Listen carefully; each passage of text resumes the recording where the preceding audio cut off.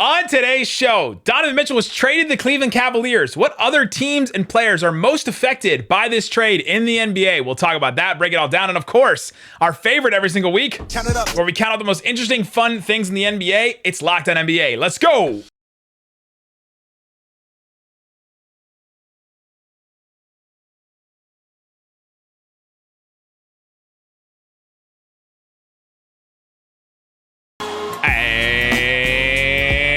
Welcome. You are locked on to the NBA. My name is Nick Angstadt, host of the Locked On Mavericks podcast. Thanks for making Locked On NBA your first listen every day. We are free and available on all platforms, including YouTube, where the best way you can help us grow the show, grow the channel, is to comment anything below. Let us know what your favorite team is. Let us know which team you're coming from. If you're coming from Locked On Mavs, coming from Locked On Bulls. And also let us know which teams or players do you think are most affected by the Donovan Mitchell trade. Joining me to talk about it, as always, on a Thursday, host of Locked On Bulls. What you got for me, Pat, the designer? I don't really care where Donovan Mitchell is. The Bulls will beat the Cavaliers. In a single game, in a playoff series? Send them my way. I gotta go check on these BetOnline odds. They have Send them my way. We're at the bottom no matter what. Every Lonzo Ball news that breaks, it's just like we're going further down. That's a rough one. We will talk about Donovan Mitchell trade ripple effects. He got traded to the Cavs, and now all of a sudden there's a bunch of teams around him that are affected and players that are affected by this move. So we'll talk about a bunch of those today, and then we'll play our favorite game we play every single week, where we count out the most interesting, fun things in the NBA. Got a bunch of Eurobasket stuff. Got some Patrick Beverley. Patrick Beverley has some quotes. He is doing the most right now with the Lakers. I didn't know that you could have pre-optional training workout media sessions. What is he having right now? He had a scrum the other day where I was like, what? They're not doing training camp yet. Why is there a media scrum around Patrick Beverley at the Lakers facility? Bro, anytime Patrick Beverley shakes Russell Westbrook's hand, it's news. Hey, I'm kind of with it though. But yeah, let's get into this first. So Donovan Mitchell gets traded. He goes to the Cleveland Cavaliers, and now all of a sudden he is with this group of young players. He's in a completely different situation now. JB Bickerstaff, the coach, Darius Garland, Jared Allen, Evan Mobley. You got all those players, all all-star level players now. And he's in a completely different situation. And now you see these ripple effects start to affect some of these other teams and players in the NBA. Pat, what's the first team or player that you thought of when you thought about this Donovan Mitchell trade that said, okay, that team is really affected by this now? Listen, I got to give kudos to the man, Danny Ainge. First team I thought about was the Utah Jazz, because when you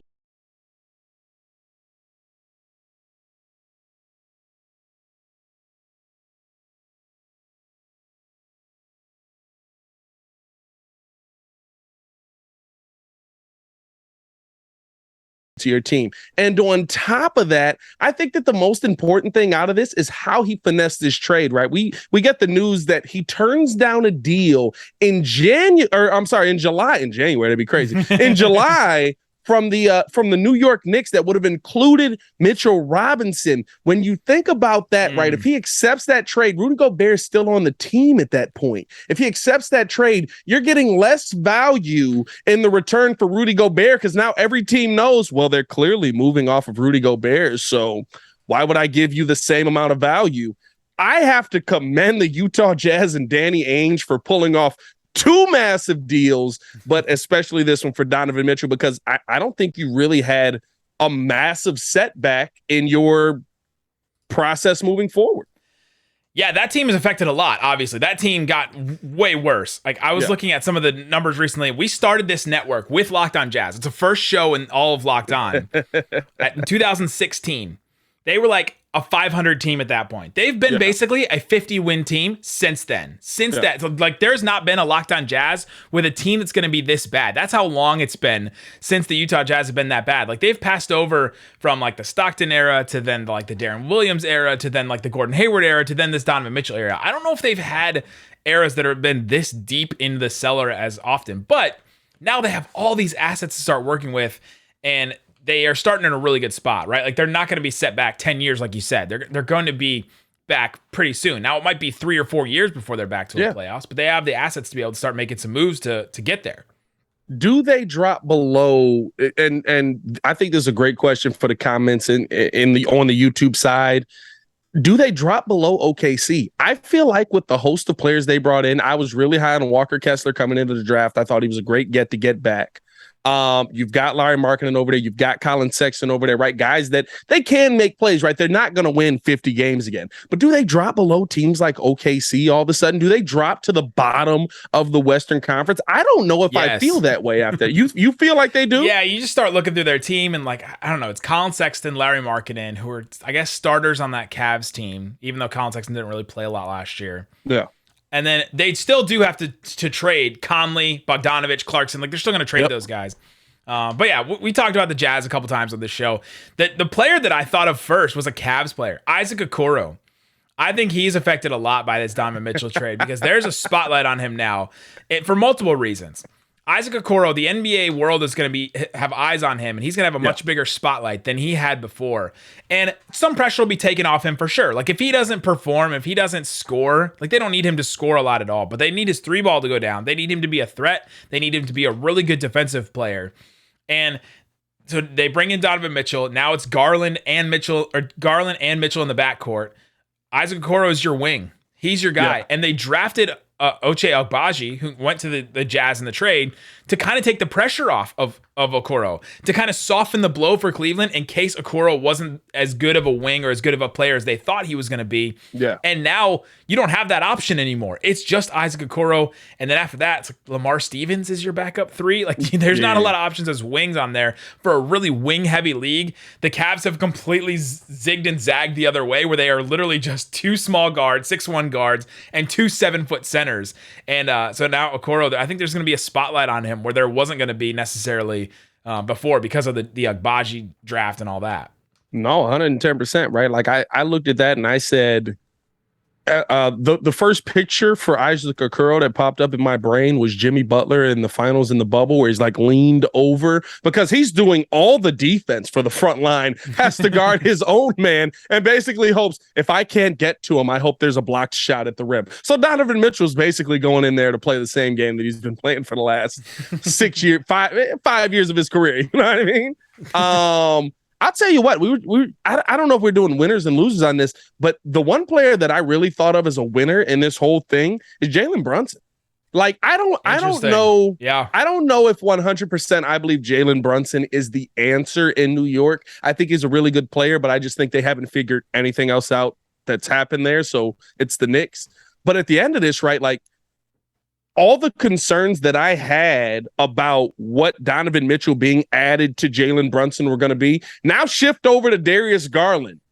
And Jalen Brunson gets to 110% run that team. He gets to be the point guard of that team. He gets to be the face of the New York Knicks. And that's what he was coming in there to do, man. He wanted to be the number one on a team. And then all of a sudden the Donovan Mitchell rumors start flying around. And now it's like, is he going to be the number one on this team? So I feel like Jalen Brunson getting to be the face of that team, getting to be the face of the New York Knicks, getting to be the star on that team, and having a guy like RJ Barrett at least near you with really good defense, solid offensive game-ish, and being able to help you there. I think Jalen Brunson's a real winner in all of this. That's a good one.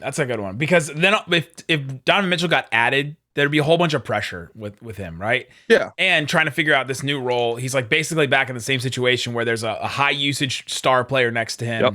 And then he's playing that point guard role again. But throw RJ Barrett in there too. He was almost sent to the Jazz, to Utah. He was almost going to be the start of a new rebuild for them. Now that's a winner. That's a winner. Hey, we're not trading. Listen, let's pay him. Listen, RJ Barrett almost went from living in New York City, capital of like the world, to Salt Lake City. Right? Yeah. Like, is there a bigger downgrade if you're a city person? Like, I know there's better like. There's better nature out there in Utah, right? Not really. You know what I'm saying? You get outside of New York City, and then there's New York State. So there's quite a bit of nature. You're going to the Catskills? Like, where are you going? I'm just saying. Yeah, I mean, like, I don't know if that's a downgrade altogether. That just would have been a downgrade for him. And so now he gets to actually have a point guard. That was one of the big things Knicks fans kept saying all year, and our Locked On Knicks guys were saying, like, if they had a real point guard, if we brought in a real point guard and saw what this team could be. And Jalen Brunson can be that guy. He can be that real point guard to kind of right the ship. He's definitely going to bail him out in certain possessions. He's going to bring him back in certain moments. He can go on little runs on his own. Like, I think that's going to help RJ Barrett a lot. And if you brought in Donovan Mitchell, the team would be better and all that, but I don't think it helps push those two guys forward, like you said, RJ Barrett and Brunson, in a way if they didn't have them. Coming up, I got some teams. That are really affected by this, and I think some of them in a negative way, and you may cover one of those teams. So we'll talk about those teams affected most by the Donovan Mitchell trade coming up. But before we do, let me tell you about Built Bar. It's a protein bar, tastes like a candy bar. It's absolutely delicious. They're so good. I ordered a new box today. I ordered brownie batter puffs. They're the best. It's like the best protein bar I've ever had, and the Built Bar brownie batter puffs are the best flavor I've had of Built Bar. 140 calories, 17 grams of protein, 7 grams of sugar in a bar with marshmallow fluff in the middle, brownie batter flavor in between the chocolate and the marshmallow. It's absolutely delicious. I'd eat them as a candy bar. I'd eat them as a snack. If you wake up in the morning, need something quick, you can grab it. You have the puffs that are marshmallow flavored and marshmallow fluff in the middle. You have the regular bars, mint brownie, peanut butter brownie, raspberry, cherry barcia, cookies and cream. Great stuff. Use the promo code LOCKEDON15. That's locked on, the number 1, the number 5. So locked on 15 to get 15% off your entire order. It's built.com. All right, Pat, we're continuing to talk about the players and teams most affected by the Donovan Mitchell trade that happened last week. And I think there's some teams. All of a sudden now, and I'm going to add the DeJounte Murray trade to this too, because now you have 2 all-star type players. They got sent from the West to the East. And Cleveland now has one, and Atlanta now has one. So those teams both get better. Those are like playoff level teams that now are taking another step forward. I think it's harder for the Chicago Bulls to make the playoffs now. And I know that these are your guys, but hear me out. You have the Lonzo Ball injury. Everyone's, that seems like what everybody's talking about, what you and Hayes are talking about over on Locked On Bulls. Yep. The Lonzo Ball injury hurts a lot. But now all of a sudden, the schedule for the Bulls is so hard. Thinking about, okay, we have to play every team twice. Okay, everybody has to do that. But you now have to play Cleveland and Atlanta 4 times each. And these 2 teams just got a lot better, adding these 2 all-star level players. The Bulls have 30 games against the top teams in the East. So 4 against Boston, 4 against Milwaukee, 4 against Philly, 4 against Cleveland, 4 against Atlanta, 4 against the Brooklyn Nets, 3 against Miami, 3 against Toronto. 30 games against those teams. If you add the 2 games they have to play against all the top teams in the West, you're talking about 46 of their 82 games are against these playoff level teams that are really, really good. I think they have one of the hardest schedules. Anybody that is in that same boat where they have to play these teams 4 or 5, 4 times each. Yeah. It's just a really hard boat to all of a sudden be in. And so I think for the Bulls, I think these 2 trades just make it harder for them to make the playoffs. I think it makes the East tougher, right? But here's the thing. The East was very tough last season, and the Bulls were one of the best teams in the East until injury ravaged them. I think that's the one part that a lot of people overlook with this Bulls team. And the Lonzo Ball injury is massive. I'm not even going to act like it's not. But the thing that softens the blow of the Lonzo Ball injury is 2 things, right? One, I don't care what Lonzo Ball does at the beginning of the season, because as Bulls fans can attest to, the beginning of the season last season was phenomenal. The end of the season, not so much. I care more so if he's there at the end of the season. But the other thing that really softens the blow in this situation is Ayo Dosunmu being able to step into that starting role, which he filled a lot last season. And Ayo Dosunmu was one of the best defenders in the NBA last season. Ayo Dosunmu made Trae Young's life hell. Ayo Dosunmu made Darius Garland's life really, really difficult. Like a lot of those big name point guards that you look at kind of and say, oh, this guy's really going to cook the Bulls. These guys are going to go out. Ayo Dosunmu was able to handle those guys very well. He was literally one of the best on-ball defenders in the NBA, and that makes me feel a little bit better on the defensive end for the Bulls. I'm not saying that it's not going to be hard for teams to make the playoffs in the Eastern Conference, but I think there's 2 things that people – to me, right, like with Atlanta and with Cleveland, I have the same concerns.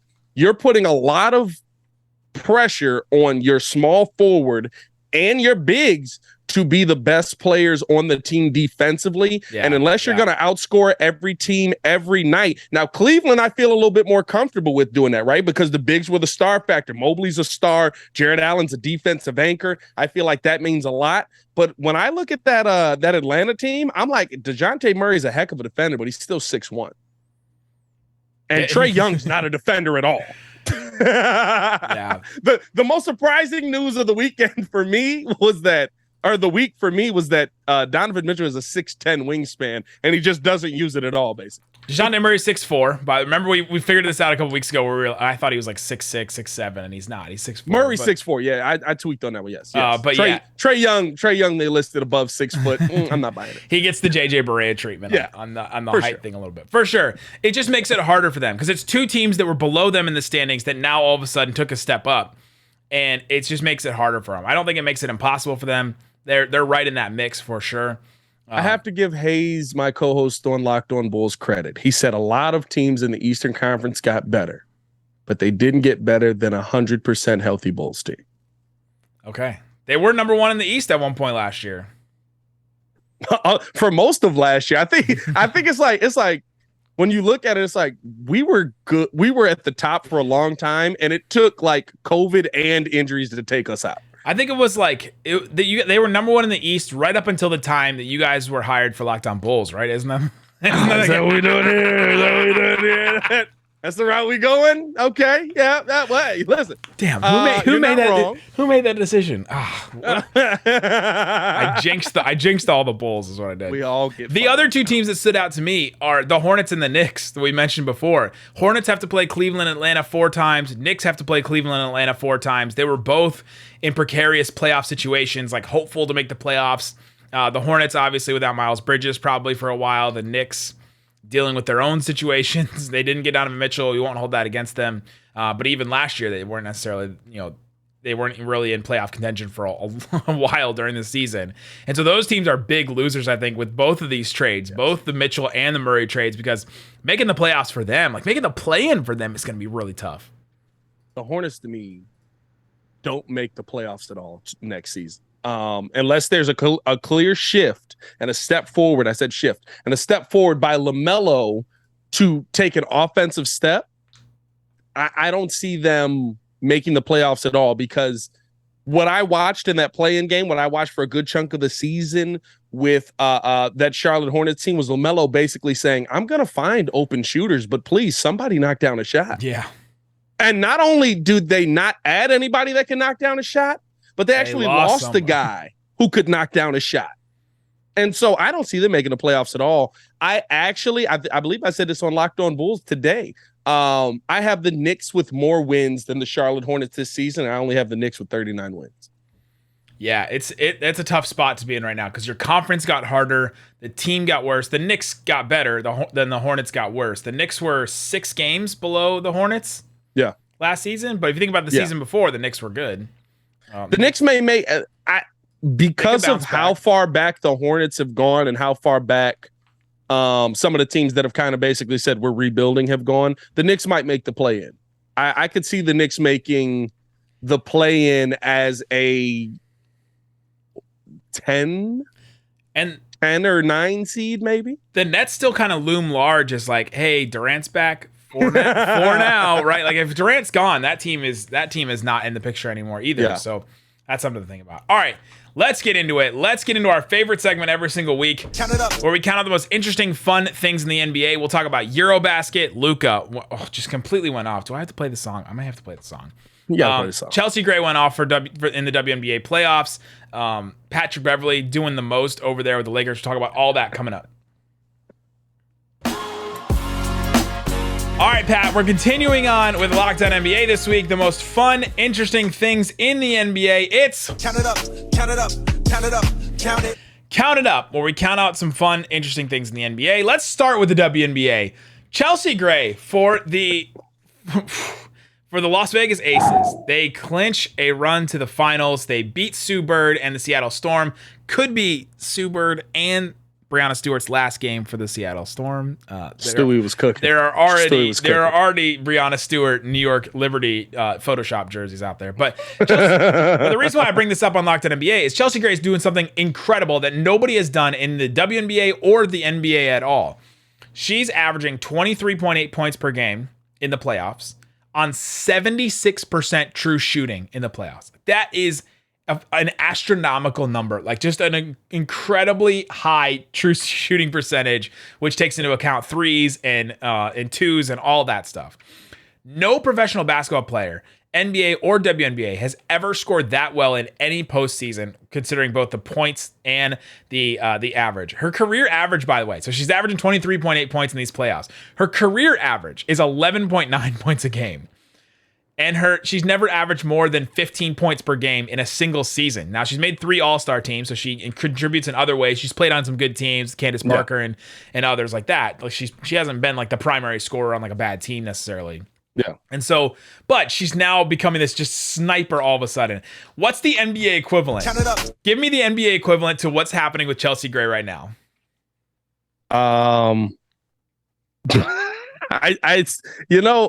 I said it might be only what we saw in the bubble because there were so many players that took a step. I mean, you're talking about probably like TJ Warren, Jamal Murray. The Jamal Murray one is good. It's hard because like Chelsea Gray's been an all-star. So you kind of want to pick a player that's sort of been in that echelon. Like the TJ Warren one is like completely out of nowhere. Mine, when I thought about it on the night, was Drew Holiday.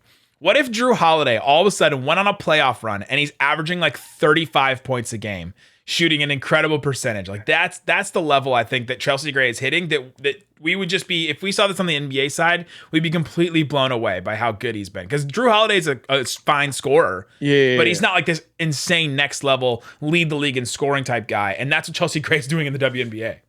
Yeah, I think it's a focus thing, right? Like it's what you're focusing on. The thing with Chelsea Gray that makes it tough is like this isn't just focus. Like with Drew Holiday, right? Like if Drew Holiday went off for 39, 31, 21, we'd be like, oh, Drew Holiday's having a hot scoring run. But I think you would see incrementally different things about his game take a step backwards. That's not the only thing she's doing, though. 31, 6, and 10, 1 steal.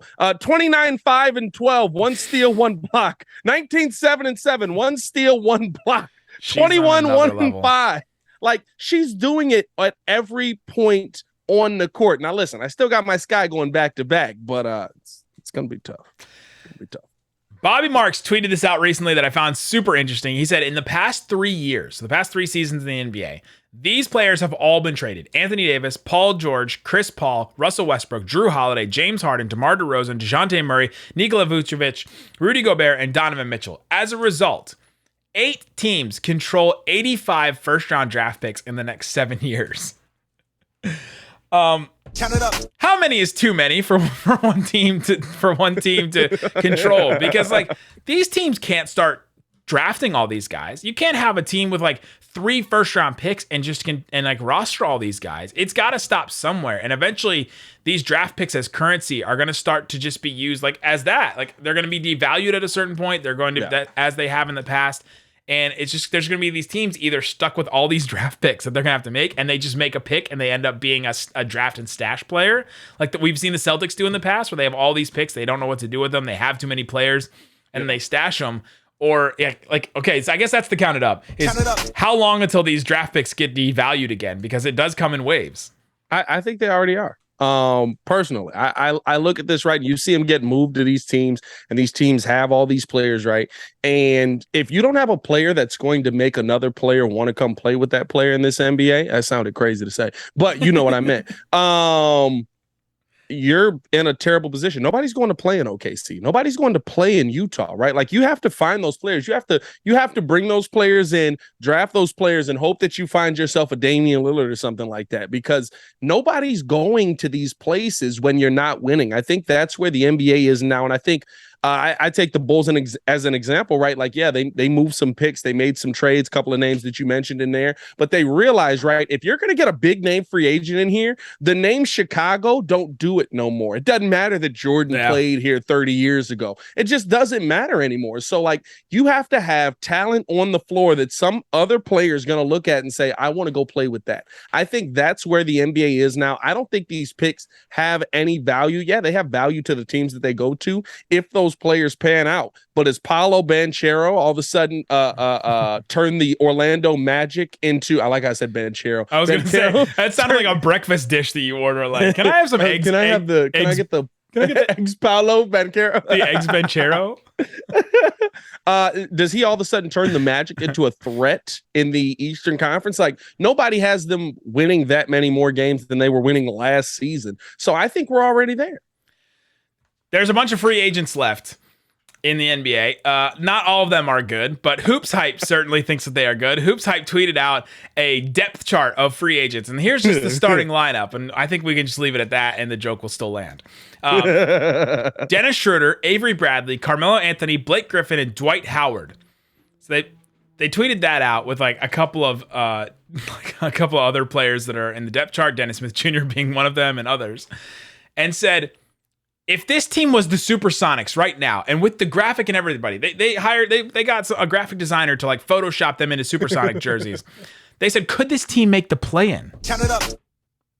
How many games would this team even win? Schroeder, Avery Bradley, Carmelo Anthony, Blake Griffin, Dwight Howard. This team goes 0-82, Bob. Not even one slip up. Team. You know what? I'll say this, right? I can't say they'll go 0-82 because this team is better than the OKC Thunder are right now. No, it is not. No, I'm pushing back on that completely. Giddey, I would take Giddey over any of these players right now. Schroeder's not a bad starting point guard. No, get out. I'll take Giddey over him. And then that's not even mentioning SGA. Like, SGA is way better than any of these guys. I just thought that was completely ridiculous. I'm mad they made it like the Supersonics, though. It's like, don't you dare take an iconic team in my history and turn them into this. Don't you stand where he stood. Luka Doncic scored the most points in a single Eurobasket game in the last 65 years, scoring 47 points in a win against France. Slovenia and Luka Doncic just... Oh, hold on. Can I just play the song? Gotta play the song.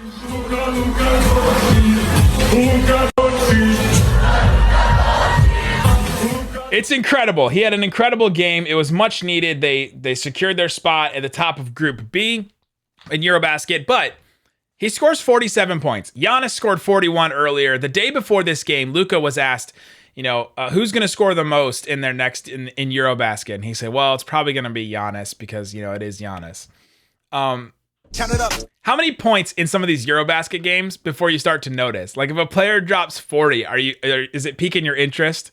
Do they have to get to 40, 41? Like, is it 35? And you're like, oh, okay. Because it's sort of hard for, if you're an NBA fan, to like try and like, all right, evaluate how much is like an incredible game over there now. Here's the tough part for me, right? It's like, you can tell that there's certain games where there's a clear difference in competition just because I'm like, I don't think Goran Dragic scores over 25 points all year. And I think he's done it twice in Euro basketball. So it's like, I kind of expected. I think the impressive part about Luka's 47 is Luka got his 47 against France with Rudy Gobert on the other side. And that France team is nothing to scoff at in the slightest, right? So, like, I think that's why Luka's maybe more impressive, but it's still, right? Like, I turn it on and I enjoy it because it's basketball. For sure. Giannis, that's really all it is. Like, Giannis got his 41 against the Ukraine. Yeah. Like, can you name a single player that's playing on Ukraine right now? I can't name it. Are there any NBA players from the Ukraine? There are two right now. I would bet they're rookies. Svi Mikhailuk and Alex Len are two NBA Alex players. Len from the Ukraine. I didn't know that. I didn't know that either. Some of these players, like Shane Larkin's playing for, and like Tyler Dorsey's playing for Greece. Like Shane Larkin's playing for Turkey. So some guys, like I think you get one like outside of your country exception on each team. But yeah, I just found it interesting, all these. But continuing on with Eurobasket, there's a Reddit post that was gaining a lot of steam this week. if Yugoslavia, the former Yugoslavia, didn't break up in 1991, this would be their current national team. Luka from Slovenia, both Bogdanoviches, Bojan and Bogdan from Serbia and Croatia, Vuc from Montenegro, Jokic from Serbia, and then their bench. Dragic, Mario Hezonja, Cedi Osman, Bjelica, Dario Saric, Dragan Bender, Nikola Mirotic, Boban, Nurkic, and then Zubats is there. Like, they have an incredible big man rotation there. Count it up. Would this team beat the USA in the Olympics? No. With Luka and Jokic? No. You know what? Luka, Jokic, and then the two shooters and the Bogdanoviches. I feel like I missed Jokic in there. Adding Jokic into that team might beat the USA, because we saw the USA struggle mightily with real big men. And Jokic is the realest of real big men left in the NBA. So,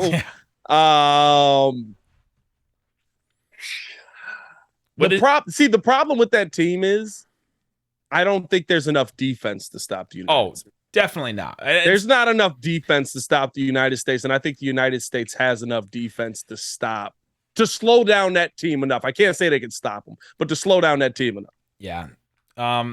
I think this team would definitely beat the US just based on their the depth as well, but then also just the Luka and Jokic aspect of it. Like, those are two of the. It's a one game thing, man. Like, I can't say like you're gonna lose or you're gonna dominate them, but like in one game, Luka and Jokic put together. Like, all right, we gotta talk about Patrick Beverley now. Here we go. Patrick Beverley does his post workout like training media availability. And he's sweating profusely, sweat dripping from his forehead. And all of a sudden, a towel comes out of nowhere, hits him in the face. And it's from Russell Westbrook. And Patrick Beverley goes, first dime of the year. Count it up. How many dimes do you think that Russell Westbrook gives Patrick Beverley during the season? And or how many months does this pairing last of Patrick Beverley and Russell Westbrook? You know what? I think I'm more scared of the latter on that. I think if Russ is on this team with Pat Bev, there will be many dimes thrown to Pat Bev, because at this point on this team, that's all Russ has left to do. Now, whether Pat Bev drains those dimes, that's a different story. But the pairing lasting is the biggest question mark for me. I just can't see them playing as a duo, even if they're on the same team. You normally can't put two of those guys that are quick to spark off on the same team and it works well. Yeah, what's the knucklehead rule that everybody says you can only have one? Yeah, I mean, like, I just don't see, right, like, and especially the difference is, right, like, Pat Bev remember, Pat Bev said he's going to come in and he would tell LeBron, you need to be here, or he would tell Russ and AD, you need to be here. I'm sorry, you're going to tell Russ what? You're going to tell Mr. Triple Double what? His coach has been trying to tell him those things. Yeah, I mean, well, it's Frank Vogel. That's a whole different story. it was. Darvin Ham's got his work cut out for him. All right, last one on Patrick Beverley. Patrick Beverley was asked about playing with LeBron James and Anthony Davis, and he said, quote, they're going to be playing with me. I made the playoffs last year. They didn't. It's a difference. Count it up. How far out of pocket is Patrick Beverley for this? I mean, I think you sign him for that personality. I think he's right in pocket for being Pat Bev. Again, we go back to how many guys can you have on the team like this, though? But I mean, listen, it's like staying on the court and you beat the team in pickup and they have to get off. I'm still on the court. I don't care if I'm the most trash dude on this team. Not saying Pat Bev was, but like if you're like the worst dude on the team, I'm still on the court and you're not. So I got room to talk a little bit, man. I got room. You might want to get your jewelry up, though. A lot of jewelry on the other side of that conversation. Patrick Beverley completely out of pocket on this. Like, come on. You're talking to LeBron. He is arguably the second best player in NBA history. Like, come on, Patrick Beverley. Like, there's a part where hubris like gets completely out of control, and you just like completely lose where you are. If somebody's in my locker room and you're talking to LeBron James like this, I'm not listening to anything that person says. You know what? I think the thing is, right, again, LeBron and them, let's be real. LeBron brought him in for that reason. Like, what if we just hired some host from like some other podcast network? They come in here and they start telling off David Locke.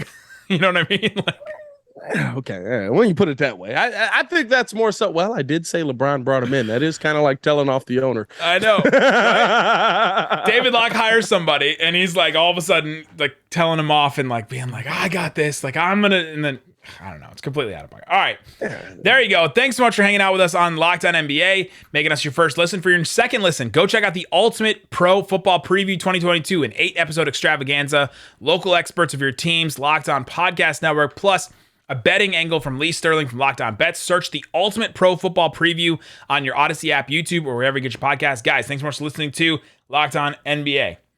Bye. Boom.